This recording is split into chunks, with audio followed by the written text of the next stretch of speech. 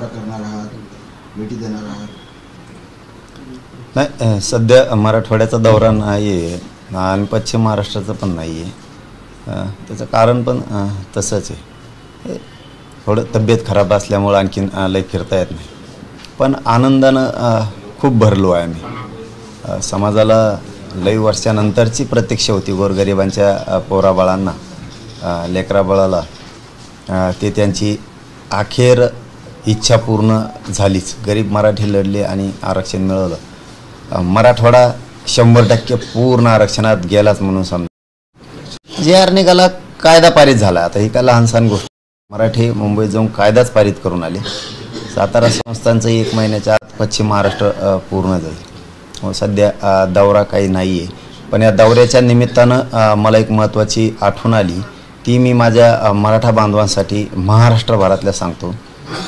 गरीब मराठ्यांनी, जे आपले गरीब मराठी आहेत ना, त्यांनी ते हार, परत ते गुच्छ, ते फुलं, ते कुणी आणू नका. शाल, सगळ्यांना विनंती माझी. त्याचं कारण आहे, काल ना 1 ते 1.5 ट्रक भरली असं गॅलेक्सी हॉस्पिटलला त्या गुच्छेने. किती खर्च व्हायला लागला विनाकारण समाजाचा. तो कुणाचा 100 रुपयाचा असन, कुणा 200चा असन, कुणाचा 500चा असन, कोणाचा 1000चा असन. माझी सगळ्यांना विनंती, समाज मोठा करायचा आहे, मोठी चालवलं तर आपण घेऊन. गरीब मराठ्यांनी आजपासूनच कधीच हार आणायचा नाही, कधीच गुच्छ पण आणायचा नाही, कधी शाल पण आणायची नाही. 100-150 रुपये वाचतील सगळ्यांचे, कोणाचे 200 वाचतील, 300 वाचतील. समाज मोठा करायचा. आजपासून आपण ते आता हारतुरे घेणार नाही आहेत, परत ते शाल पण नाही. त्या खर्चाचं गोरगरिबाच्या मराठ्याच्या एखाद्याच्या शिकणाऱ्या लेकराला आपल्याला काय मदत करता येईल ते आपण ठरवू. ते जे वायफट पैसे चाललेत आपले हारात तुऱ्यात, ते बुक्के आणान, कुठं काय आणान, शाली घ्यान, याच्यात जे आपला पैसा चालला आहे ना, गोरगरीब मराठ्यांच्या लेकरासाठी आपल्याला कुठं ती पैसे देता येतील का? तेवढेच पैसे त्याला. हे आपण काहीतरी काढू, ती स्कीम काढल्यासारखी काही धोरण ठरवू. परंतु आता ते मात्र बंद करा. काल अक्षरशः हॉस्पिटलच्या पुढं मोठा ढिगल लागला होता. जर 1-1 आणि 1.5 ट्रक नुसत्या त्या गुच्छाने भरणार असल्या तर माझ्या समाजात तो खर्च किती होतो ही मात्र मला सांगायचं होतं. मराठा समाजाने हे आता लक्षात ठेवा. काय नाही, तुम्ही फक्त घरातलं आपलं कुंकू जरी आणलं आणि ते जरी लावलं तरी बस. दादा, हे तुम्ही म्हणताय की मराठी मुंबईमध्ये गेले, लढले, आरक्षण मिळवले, परंतु एकीकडे दुसरीकडे भाजप श्रेय मिळवायचा प्रयत्न करते. मुंबई ठाण्यात देवाभाऊचे बॅनर झळकले. मराठा आरक्षणावर भाजपने कॅम्पेन सुरू केली. कोणी बॅनर लावा, काय कॅम्पेन करायचं तर करा. JRची अंमलबजावणी तातडीनं करून हैदराबादच्या गॅझेटियरनुसार त्या नोंदीच्या आधारे मराठवाड्यातला हा सगळा मराठा हा कुणबी आहे ते प्रमाणपत्र वाटायला लवकर सुरुवात करा. आम्ही पुन्हा एकदा तुमचं कौतुक आणि आभार मानू आणि मानणार पण आहेत. परंतु आता हायगाई करू नका. मला वाटतं काम सुरू केलं आहे की बलिदान गेलेल्या कुटुंबाच्या संदर्भात, नोकरीच्या संदर्भात मला वाटतं केसेस मागं घ्यायला पण सुरू केली वाटतं त्यांनी. मग असं कामं केल्याच्या नंतर आम्ही काय त्यांना काय म्हणू, त्याला मोठेपणच देणार आहेत, नवजणारच आहेत आम्ही त्यांना. ज्यांच्या कुणबी प्रमाणपत्राच्या नोंदी सापडल्यात त्या नोंदी घेऊन तुम्ही तातडीनं त्याचे प्रमाणपत्र द्या. आणि विशेष सरकारला एक सांगणं आहे की ज्या व्हॅलिडिटी थांबल्यात ना त्या मात्र थांबून धरू नका, त्या सगळ्या द्या. आणि सगळ्यात महत्त्वाचं म्हणजे शिंदे समितीला बढती दिली तर मराठवाडा, पश्चिम महाराष्ट्र समितीच्याबद्दल बोलतो आहे, कोकण, खानदेश, विदर्भ, मुंबई या सगळ्या प्रांतात, या सगळ्या विभागात नोंदी शोधायचं काम शिंदे समितीनं सुरू ठेवून गोरगरिबांचं कल्याणासाठी त्यांना मुदतवाढ दिलेली तर त्याचा उपयोग होणं आवश्यक आहे. पुन्हा एकदा सरकारला तेच सांगतो की जर असे कामं केले तर आम्ही कौतुकच करणार, तर आम्हाला काय करायचं राजकारणाचं. पण आता ते गॅझेटियरच्या नोंदी ताबडतोब घेऊन आता प्रमाणपत्र मराठवाड्यातल्या मराठ्यांना वितरित होणं गरजेचं आहे तातडीनं. नसता तुम्हाला वाटतं काढला JR होईन पिन नाही. पुन्हा मराठी मग आंदोलनाच्या पवित्र्यात येणार आहे, गप्प बसणार नाहीत मग आम्ही. याच वरती एकनाथ शिंदे यांनी देखील प्रतिक्रिया दिली की आम्ही स्त्रीवादाच्या लढाईतच नाही. नाही आणि ती माणूस तसा नाही बी. शिंदे साहेब म्हणजे मोकळा ढाकळा माणूस आहे. ते काय असं हे काय नाही, काम करणारा माणूस आहे, काम करतो कणाकण, तो पण मोकळा ढाकळा माणूस. कोर्टात कॅव्हेट या संदर्भात दाखल करण्यात आली तुमच्याबद्दल? नाही ते मला माहीत नाही. कुणी काही करतं काही दमच निघत नाहीत ना, काही होत नाही. जे आर ओके, टेन्शन नाही घ्यायचं. बुळबुळ करणाऱ्याला कळू दे. तुमच्या लेकरा बाळाला गरीब मराठ्यांच्या मी देतोय ना, जे आर ओके. आणि जरी काही असलं, कसला जे आर काढला तरी नंतर दुरुस्ती करावीच लागती. कोणाचा पण सांगतो तुम्हाला. समजा आपण एखादं रान घेतलं आणि त्याला उन्हाळाभर मशागत केली आणि पाऊस पडला, कपाशीचं बी आणलं आणि सरकी लावली, कापूस लावला, तूट होत नाही त्याच्यात, काही उगत नाही, पुन्हा उलशी दुसरी बी लावाच लागती. तसं जरी जे आर काढला, आपल्याला जर वाटलं या ठिकाणी या शब्दामुळे अडचण यायला लागली, पुन्हा सुधारित जे आर काढू ना. सरकारकडून तो शब्द घेतला आपण, त्याच्यामुळे व्हायबल व्हायची गरज काय, त्याला गैरसमज पसरून घ्यायची गरज काय. कुणी कसलं येईन काही सांगणं, आपण गरीब मराठ्यांना ऐकायचं. आपण गरीब मराठ्यांनीच लढाई जिंकली, त्याच्यामुळं गरीब मराठ्यांनी कोणाचंच ऐकायचं अजिबात नाही ऐकायचं. जे आर ओके, काय झालं तर दुरुस्ती पण त्यांना करायला सांगितली, सुधारित काढायला सांगितलं आहे. आणि जरी काढला बी तरी एखाद्या शब्दामुळं प्रमाणपत्र काढायला, व्हॅलिडिटी द्यायला, गॅजेटला, गॅजेटच्या नोंदीला मराठवाड्यात काही अडचणी यायला लागली तर पुन्हा तो शब्द आपण सुधारित करू ना. सुरू तर हो द्या. त्याच्यामुळं मला एवढंच सांगणं आहे माझं, गरीब मराठ्याने उगं फ्रेश राहत जा. कसले येतात आणि आपलं बरळत येत आणि आपण त्याच्यावर विश्वास ठेवायचा नाही. मग आपलं वाटलंच त्यांनी केलं आहे. मग आपण आपल्या गरिबांनी गरिबावर विश्वास ठेवायचा आणि चालत राहायचं. मराठवाड्यातला एक बी मराठा आरक्षणापासून वंचित राहत नाही, एक पण. टेन्शन घ्यायचं नाही.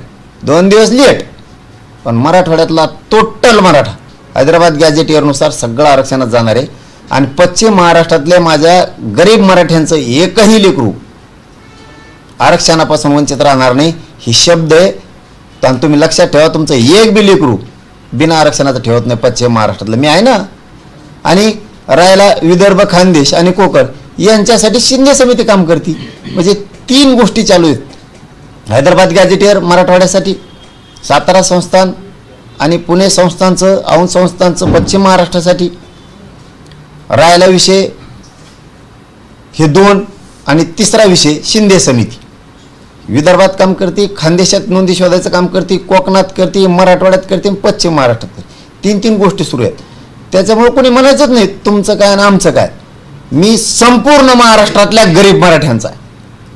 त्याच्यामुळे कोणी टेन्शनच घ्यायचं नाही. इकडं बघितलं आणि तिकडं घेतलं काय आणि मग आम्हाला काय, सगळ्याला होणार. तुम्ही सांगताय की इकडे सगळे मराठी आरक्षणात जातील, पण मालोजी राजे असं म्हणतात की आम्हाला ओबीसीतून नको, मराठा म्हणूनच स्वतंत्र आरक्षण पाहिजे, ओबीसीतलं आरक्षण आम्हाला नको. राहून द्या म्हणा, तुम्हाला घ्यायचं घेण्यात घेऊ नका, जबरदस्ती थोडी. ज्याला घ्यायचं ते घेईन, ज्याला नाही घ्यायचं ते नाही घेणार. पहिल्या जिल्ह्यामध्ये पात्र हा शब्द होता, मात्र तो आता या सुधारित जिल्ह्यामध्ये वगळण्यात आलेला आहे. यामुळं ओबीसी समाजामध्ये चीड वाढत असल्याचं विजय वडेट्टीवार म्हणतात. कोणाला काय म्हणायचं तर म्हणत आहे. मला बाकीच्यावर टीका करणाऱ्यावर, गैरसमज पसरवणाऱ्यावर मला लक्ष द्यायचं नाही. जे मला वाटलं तिथं अगोदर माझ्याकडे आणला, नंतर 1-1.5 घंट्यानं आपण वकील बांधवांना त्यांना वाचायला दिला. आपल्याला तो शब्द योग्य वाटला नाही. ते 2 शब्द आणि दुसरे होते 4, त्याचा गैरसमज काढला आणि 2 शब्द काढायचे सांगितले.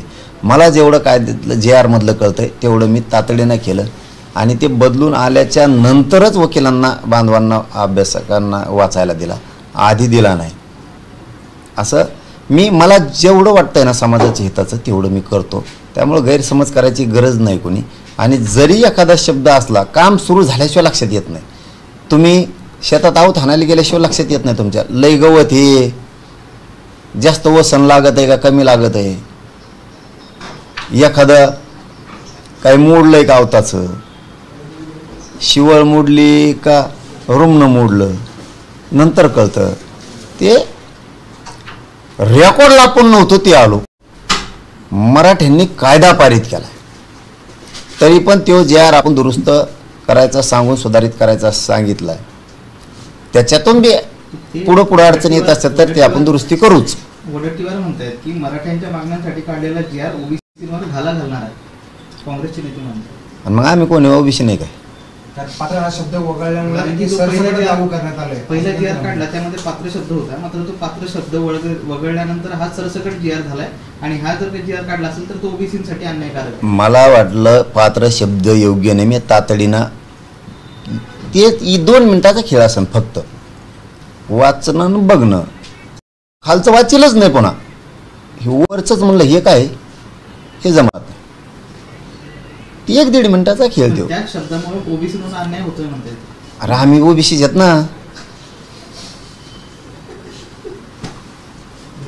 ओबीसीवर कसं काय? आम्ही ओबीसीच आहेत ना. तर मराठा आरक्षण विरोधात आता ओबीसी पुन्हा एकदा एल्गार करणार आहेत, रस्त्यावर उतरण्याचा इशारा दिला आहे. ऑक्टोबरमध्ये नागपुरात महामोर्चा काढणार आहे कोण? आरक्षण विरोधात ओबीसी. आपल्याला आपलं त्यांच्याबद्दल काहीच म्हणणं नाही. आमचं भांडण सरकारशी, आम्ही सरकारला भांडतो. तुम्ही कशासाठी भांडावं काय करावं ते तुमचा प्रश्न. मला माझ्या समाजाला जे पाहिजे ते मी मिळेल, ठसून सांगतो ते. हां, माझ्या समाजाला जे पाहिजे होतं ते मी मिळेले, माझ्या समाजाने मिळेलं. आम्ही दोघंही चरण राहतो, गरीब मराठांनी. आम्हाला जे पाहिजे होतं ते आम्ही मिळविले. हैदराबादचं गॅजेटियर पाहिजे होतं, घेतच तो कायदा बनेला, त्याचा जी आर काढला.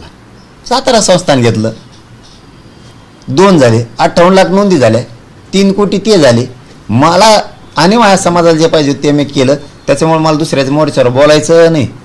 तो मोर्चा काढा, रास्ता रोको करा, पण एक मात्र माणुसकीच नात्याने सांगू शकतो, याच्या विरोधात, मराठ्याच्या विरोधात असं याच्या त्याच्या काढण्यापेक्षा तुमच्या जातीसाठी लढा, तुमची जात मोठी होईल. तुम्ही म्हणताय त्या ओबीसी मध्ये तुम्ही गेलात, तुम्ही त्यांच्यासाठी लढलं पाहिजे. आणि मी कवा नाही म्हणलो, ते आता आमच्याच विरोधात लढतात, आम्ही कवा नाही म्हणलं त्यांना. म्हणून त्यांना सांगणं आहे आपलं, माणुसकीच आहे ना त्यानं. तुम्ही किती विरोधात लढला तरी तुम्ही म्हणले होते आम्ही भेटून देणार आहे, आपण भेटीलच. तुम्ही बदला, तुमच्या जातीसाठी लढा, कल्याण होईल तुमच्या जातीचं. मराठा समाज जसं एकत्र आणलंच तुम्ही, मग हे जे विरोध करतायत यांना पण एकत्र आणण्यासाठी पावलं उचलाल का, की चला बाबा एकत्रच लढूयात? कशात लढायची एकत्र? जर विरोध करतायत तर त्यांना त्यांचा आता आरक्षणच मिळालं आमचं ना, आता कुठे एकत्र लढतो? आता लढायला काय राहिले? गॅजेटियर 2 घेतले, हैदराबाद घेतलं, सातारा घेतलं. पश्चिम महाराष्ट्रातले आमचे विदर्भातले भाऊ, खानदेशातले भाऊ पहिलेच आरक्षणात गेले. थोडेफार राहिले तर समिती आहे. हां, राहिला आता कोकण, तर आमच्या कोकणवासियांना विनंती आहे, तुम्ही घ्या नका घेऊ, पण माझी विनंती आहे तुम्ही आरक्षण घ्या. इतकी बेकार परिस्थिती लेकरा बाळावर बेतती ना, तर तुम्हाला हात लावून घ्यावा लागेल. त्यामुळं आरक्षण घ्या. मी तर महाराष्ट्रातल्या कानाकोपऱ्यातला एकही मराठा आरक्षणा वाचून ठूत नाही. आता 2 तो विभाग गेले, 100% खाली का राहिले. जी आर काढला होता, त्या जी आरच्या नंतर विखे पाटील तुमच्याकडे आले होते. त्या दरम्यान तुम्ही सांगितलं होतं की अभ्यासकांशी बोलून अभ्यासक तुमच्याकडे पाठवणार आहे. जी आर मध्ये जे काही गैरसमज होते किंवा ज्या काही त्रुटी आहेत त्या दुरुस्त करायच्या, त्याच्या संदर्भात काय बोलणं काय असतं? काही नाही राव त्याच्यात. नाही, पण काही थोडाफार बदल आपण करायचा तर करा ना, माझं कुठं नाही. आणि त्यांनी सरकारनं शब्द दिला ना, जी आर काढू भाऊ, काय अडचण नाही. पण मला त्याच्यात वाटतं की त्याच्यात काही सुधारणा, आणि याच्या पुढचं म्हणून सांगायला हे खरं धरू नका, पण उदाहरण म्हणून सांगतो. तुम्हाला इथं आल्यावर काय अडचणी येतात? समजा आता तुम्ही हॉस्पिटलला आलात, तुम्ही लिफ्टच्या हिशोबाने आलात, पण इथं आलो लिफ्ट, पर्याय काय तर पायऱ्याने. तुम्ही कितीही चांगलं करा जी आर, ज्यावेळेस काम प्रत्यक्ष सुरू होतं त्यावेळेस काही ना काहीतरी अडचण येतेच. त्यावेळेस पुन्हा शुद्धीपत्रक किंवा सुधारित जी आर काढावाच लागतो.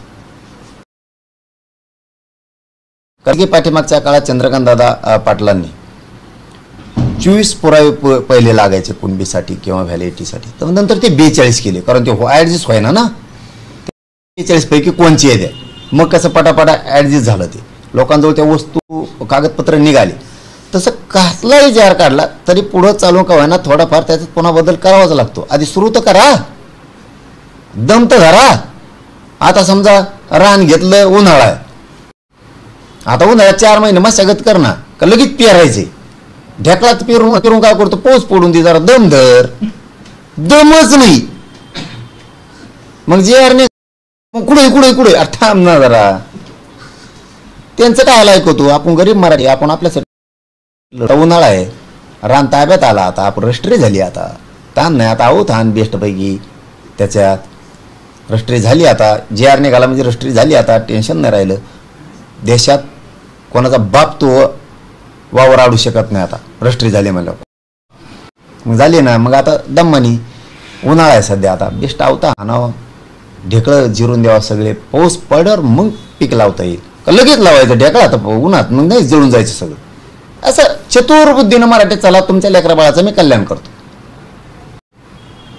छगन भुजबळ यांनी काल बंगायला साकडे घातले की ओबीसी आरक्षणात घुसखोरी करायला संधी देऊ, तेच म्हणणं आहे आमचं. ओबीसी आरक्षणात घुसखोरी करणाऱ्यांना गणेश बाप्पा बाहेर काढा. 16% आरक्षणात गेलेले, 1994ला गेलेले बाहेर काढा. हां, तो आमचं जर चॅलेंज होत असलं तर 1994चा JR मनोज जरांगे चॅलेंज करणार.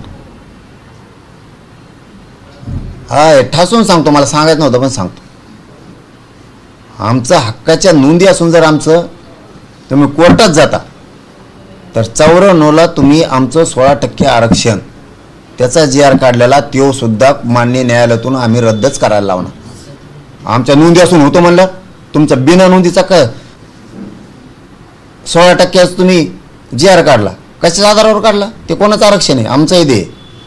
सगळ्या प्रक्रिया होणार, मग तुम्ही आमच्या लेकराच्या वाईटावर सगळ्या गोष्टी होणार. हां, फक्त मी शांत यासाठी होतो, मला दम्मादम्मानी शांत राहून गेम करून मला मराठी आरक्षणात घालायची होती. मी 58 लाखातून 3 कोटी घातले, पुन्हा पडलो शांत राहिलो, गॅजेटियर घेतलं, पुन्हा शांत राहिलो, आता हे 17 संस्थांचं घेतलं, झालं, आता मोकळा झालो. तुम्ही काय काय साकडे घातलं बाप्पाला? कोणच्या बाप्पाला? हा, गणपती बाप्पाला म्हणलं आपल्या काही नाही, भरपूर दिलं देवाने, भरपूर दिलं, माझ्या गोरगरिबाच्या लेकराला भरपूर दिलं. हां, मला काय मागायची गरज नाही राहिली, मी आनंदी आहे, खुशी आहे, महासमाज खुशी आहे, न होणारी गोष्ट घडली. ज्यांना कळतं आहे, तुम्ही पत्रकार हुशार आहे, तर तुम्ही इतक्या दिवस हे राबता म्हणजे काय सोपे नाही. तुम्हाला JR काय गॅजेट काय सगळं कळतं, ही सोपी गोष्ट नव्हती, हेही तुम्हाला सगळ्याला कळतं. त्यामुळे सगळं मिळालं. उद्या आता सुट्टी घेणार, उद्या 12 वाजता अंतरवलीत दर्शन घेणार सगळ्या ग्रामदेवताचं गावाचं. दुपारी 12 वाजता ती गावात गेल्याच्या नंतर 4 वाजता नारायणगडावर जाऊन दर्शन घेणार मस्तपैकी. मग घरी येणार. त्याच्यानंतर मी शिवनेरी गडावर कंपाळाला माती लावताना माझ्या राजाच्या चरणी म्हणलो होतो, JR निघाले, माझ्या समाजाच्या पदरात यश पडलं तर मी गडाच्या पुन्हा दर्शनाला येणार, शिवनेरीच्या. हां, पुन्हा दर्शनाला येणार, जाणार आहे. फक्त आता ते पायऱ्याला येत लगेच जाणार होतो, पण मला वर जायचं, शिवाई देवीचं दर्शन घ्यायचं आणि राजाच्या चरणी नतमस्तक व्हायचं. ती मातीत किती ताकद आहे हे मला जगाला सांगायची, म्हणून मला तिथं जायचं. पण आता नाही, चालायला यायला लागल्यावर, कारण मला शिवनेरीवर डायरेक्ट वरच जायचं, पाय ठेवून नाही. हां, नारायणगड फक्त उद्या आहे, कारण लगेच जाणार होतो, सुट्टी झाली की मी शिवनेरीवर, पण मला पायथ्याला थांबावं लागलं. मला पायथ्याला नाही थांबायचं, राजाच्या चरणी नतमस्तक होऊन पुन्हा कपाळाला माती लावायची. भरभरून राजानं यश दिलंय, भरभरून. आणि शिवाई देवीचं दर्शन घ्यायचं, पण मला वरतं जाता आलं पाहिजे. त्यामुळे थोडं तब्येत बरी झाली की 8-15 दिवसात, महिन्यात 100% मी जाणार. मला वाटलं मी गड चढू शकतो की निघालो लगेच. दसरा मेळावा पुढे आता दिवस राहिलेत बघा थोडे, आता लईच अवघड हे आलंय. आंदोलन समाजाचं मोठं सुरू होतं आणि दसरा मेळाव्याचा नारायणगडावर गेल्या वर्षी घेतला, पण आता एवढी मोठी तयारी होईन अवघड आहे, म्हणजे लय अवघड आहे. आता कसं होईल माहीत नाही, पण मला वाटतं छोटा खाणी जसं असन तसं निवेदित नाही, काय नाही काय नाही काय नाही. निवेदित परंपरेनं करायचं म्हणलं समजा ते तर ते तयारी आता किती राहिली, 1 महिना राहिला दसरा मेळा. शक्यच नाही. पहिले 3 महिने आम्ही झुंजत होतो, त्याला तयारी करीत होतो. पुढं टँकर ग्राउंड साफ करणं, काट्या साफ करणं, तिथला चिखल साफ करणं, मुरूम आणून टाकणं, साऊंड सिस्टीम महिनाभर आधी बांधणं सुरू होतं. तिथली जनरेटर आणणं, जेवायचं साहित्य लोकांचं, खायचं प्यायचं साहित्य, पार्किंगच्या ते मैदान नीट करणं.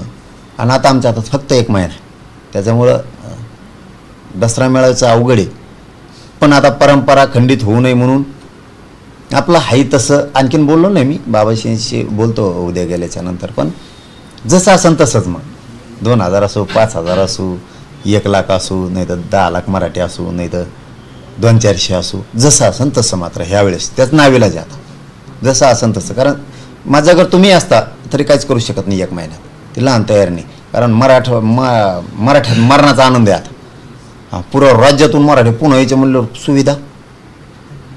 त्यामुळे जर दसरा मेळावा घोषित करतोय मी तर सुविधा करावं लागतात. 1 महिन्यात होत नाही. त्याच्यामुळं आपला छोटे खाणी एवढे वर्षी बारकोसा का आपला छोटे खाणी. दादा, मराठा समाजाचा आरक्षणाचा प्रश्न मिटत आला आहे. आता प्रश्न आहेत अजून शेतकऱ्यांचेही मोठे प्रश्न आहेत. आत्महत्या होतात, खताचे भाव वाढले आहेत, मालाला भाव नाही, बियाण्याचे भाव वाढले आहेत. या संदर्भात काही भूमिका घेणार आहेत त्या भविष्यात? नाही, आणखीन हे होतं नाही एकदा सातारा संस्थांचं. कारण मला त्या पश्चिम महाराष्ट्रातल्या लेकराबाळाचंही कल्याण करू द्या एकदा. मला त्यातून मोकळा होऊ द्या. आणि एक मुद्दा हातात घेतला की तो कडीलाच नेतो. मराठवाडा झालाच, पश्चिम महाराष्ट्र पण झालाच, पण त्याची मला GR अंमलबजावणी सातारा संस्थांची घेईपर्यंत सातारा संस्थांमधून पश्चिम महाराष्ट्रातला एक बी गरिबाचा माणूस आरक्षणापासून बाजू जाऊ देणार नाही, एक पण. दादा, धनंजय मुंडे असं म्हणतात की मला सांगायला लाज वाटते, या बीड जिल्ह्यात पोलिसांना आपले आडनाव लावता येत नसेल तर ही सामाजिक समता आहे का? फक्त मराठा समाजानेच छत्रपती शिवाजी महाराजांची जयंती साजरी करायची का? आणि डॉक्टर बाबासाहेब आंबेडकरांची जयंती फक्त मागास प्रवर्गातील लोकांनीच साजरी करायची? त्याच्यावर बोलणं म्हणजे 1.5 वर्ष वाया जाणार. का म्हणतात माणूस गुळू असं ही होतो. त्यामुळे त्याच्यावर बोलणं नको, ते बोलायचं कामाचं नाही. ते पण हे आडनाव न लावण्याचे याला जबाबदार कोण आहे त्या घटनेला? कारण त्यानेच सांगितलं ना कोणी, त्यानेच सांगितलं कोणी ती नामुष्की ओढली, त्यांनीच सांगितलं. पण मी त्याच्यावर बोलतच नाही, त्याच्यावर बोलणारा नाही. आम्हाला देणं घेणं नाही. आड आलं ना मग सुट्टी नाही. तो तुपलं तिकडं ते राजकारण कर, मजा कर. मराठ्याला फक्त त्रास द्यायचा नाही. मग ते तुमचं लक लाभ, तुम्हाला मजा करा, आम्हाला देणं घेणं. मराठ्याच्या वाटा गेले रे बाबा. मग सुट्टी नाही. मला ते आत्ता कळालं काल. मुंबईत मराठ्याच्या पोरायला कोणी एक जणाने कोणी त्रास दिला. कोण आंबाडी का काय तो रिलायन्सवाला अंबानी हा त्याच्या सुनानी काय काय म्हणली जाऊन पोरायला कशामुळे काय घटना काय आम्ही काय म्हणले असं ऐकायला मिळालंय. मला माहित नाही मग आता खरं आहे का खोटं. काल गेले होते, आंदोलन संपल्याच्या नंतर होते दर्शनासाठी. म्हणले सून का काय कोण काय पोरायला म्हणले असं काहीतरी. जर का ते खरं असलं ना आंबाडी ना अंबानी भाऊ रिलायन्स नाही फालायन्स नाही मग जिओ गेले फिओ गेले सगळं. मग तसलं जर काही चाळे केलेले असले ना सून हे म्हणून त्या बॉडीगार्डनी कुठं लोटालोटी किंवा ती बाई तू ती बोलली तर मराठ्याच्या नादी लागायचं नाही. तुला सांगतो हो ध्यानात ठेवा. आणि ती कोण कोण आणखीन एक पोरगी कोणच्या शर्माच्या याच्यात कॉमेडी करती. कोण कोण शर्मा आहे बेटे मराठ्याच्या पोराला तिला म्हणा त्रास देऊ नको. तुम्ही पाहुणेत आमची महाराष्ट्रातली जनता मुंबईचे मालक आहे, आम्ही मालक आहेत. ते तुम्ही तसं मुंबईत कसं वागता मला माहीत नाही. पण मराठ्याचा त्रास दिला ना भाऊ. पाहुणेत बेटच मोकळं करीन सगळं मुंबईचं. आंदोलनाच्या दिवशी ते वाहनाच्या दरम्यान तिने ते संताप व्यक्त केलं, त्यानंतर पोस्ट डिलीट केली. ज्या आंदोलनाच्या दरम्यान लोक जमले त्यावेळेस त्रास झाला असं तिचं म्हणणं. काय त्रास झाला तिला? काय त्रास झाला तुला? पोस्ट मध्ये की आतापर्यंत मुंबईत मला सुरक्षित वाटलं पण आता सुरक्षित नाही वाटत तिकडे समुद्रात तू घर बांध ना. मराठा संघ नाटक खेळायचं नाही. तुम्ही बाकी संघ खेळत असताना तिथं मुंबईत आम्हाला देणं घेणं त्याशी. मुंबईतल्या मराठा जर कोणी त्रास द्यायचा प्रयत्न केला ना, मालक आम्ही येत मुंबईचे, तुम्ही नाही, तुम्ही पाहुणे आलेत आम तिथं. नाटकं नाही खेळायचं आमच्या संघ. ते बाकीचे सहन करते आणि इथं कचकाला अवघड आहे.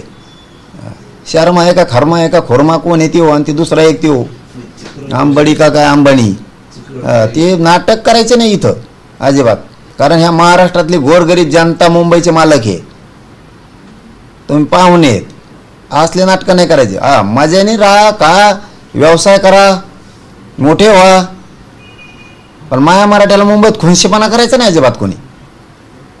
तिथं सुट्टी नाही. मी आहे तोवर तर सुट्टी नाही. तुम्ही व्यवसाय करा, मजा करा, सगळे एकत्र राहा, एक जेवण राहा, मराठी माणसं राहा, परप्रांतीय राहा, दलित मुस्लिम राहा. ते तर आमचेच आहे, तिथलीच आहेत. राहिलं परप्रांतीयाचा आणि मुंबईकरांचा विषय. तुम्ही मजेने राहा, एकमेकासंग व्यवसाय करा. मराठ्याला फक्त टार्गेट करायचं नाही तर मी सोडणार नाही. पाटील, तुम्ही दरवेळेस तुमच्या पत्रकारांना सांगतात किंवा पत्रकारांचं फार कौतुक करता, मात्र त्याच पत्रकारावरती तो मुंबईमध्ये एका पोलिसांनी हात उचललेला आहे, म्हणजे त्या हात उचलायचे एका पत्रकार. मी नाही बघितलं ते. आधी बघू काय होतं काही विषयात. अच्छा, काही विषयात बोललं ना मग असं होतं. माहिती घेऊ आपण पुन्हा सुरू आपलं. चल, तुम्ही धन्यवाद. व्हॅलिडिटीचा एक मुद्दा तळमळीने मांडताय. संजय शिरसाट तुमच्याकडे आले त्यावेळेस तुम्ही म्हणले की अधिकारी अडवणूक करताय, तर एखाद्याचं निलंबन झाल्याशिवाय ते वटणीवर येणार नाही. आज तुम्ही 3 दिवसानंतर पुन्हा तेच मुद्दा मांडताय. अजूनही अडवणूक सुरूच आहे का? आणि काय नाही वाटतंय 2-3 दिवसात आता नाही वाटतंय. पण एखाद्या जागेवर काय ती सवय लागली जाऊन काही अधिकारी असतात आता की त्यांना ती पैसे सवय लागली अशी खाली चर्चा. आता आमच्यापर्यंत विषय येत नाही. पैसे घेतलं की त्यांना वाटत असं ना, आता इतके प्रमाणपत्र म्हणल्यावर काय झपका सोडायचा त्यांना काय सांगायचं? नाही. ते आता हे 2-4 दिवसात नाही, जरा गटलं असं पुन्हा आलं मग आता येणे सस्पेंड नाही केलं ना, आम्ही बरोबर करतो त्या अधिकाऱ्याला बी आणि यांना बी, मग दोघाला बी असं करतो. हा ना, मग काय करू आता ते सांगू कदरलं म्हणल्यावर. कारण यांना बोलल्याशिवाय शिरसाट साहेबाला बोलल्याशिवाय ते त्यांना बोलत नाहीत. त्याच्यामुळे मग यांनाच बोलावं लागणार ना, असं आहे. मग आता आम्हाला आमचं काम करून घ्यायचं म्हणल्यावर आणि मग ते शिरसाट साहेब बरोबर नीट करते त्या अधिकाऱ्या. पाटील, तुम्ही तर पुढच्या दौऱ्यात तुम्ही तयारी करता सुट्टी तुमची, मात्र GR मध्ये त्रुटी करणारे जे काही मराठा बांधव आहेत, जे अभ्यासक आहेत, त्यांची काही मनधरणी झाली का? मला कशावरच बोलायचं नाही. मी मराठवाडा आरक्षणात घातला, पश्चिम महाराष्ट्र घातला, मय गरीब खुश आहेत, मी खुश आहे. आणि आम्हीच दोघांनी एकमेकावरच विश्वास ठेवायचा, दुसऱ्यावर ठेवायचा नाही. काय संघर्ष असेल, काय यश असेल, काय अपयश असेल ते आपण आपलंच लढायचं, आपल्याच भाकरी खायचं आणि आपल्याच लेकरं मोठे करायचे. मराठी टेन्शन घेत नाहीत आणि मला चांगलं माहिती मी समाजाचं वाईट करत. त्यामुळं घातला मी पश्चिम महाराष्ट्र आरक्षणात घातला, मराठवाडा घातला. त्या अभ्यासक टीव्हीवर नाही काय चलून त्यांचं चलून द्या कवर. धन्यवाद, चलून द्या त्यांचं चलून द्या. ओके.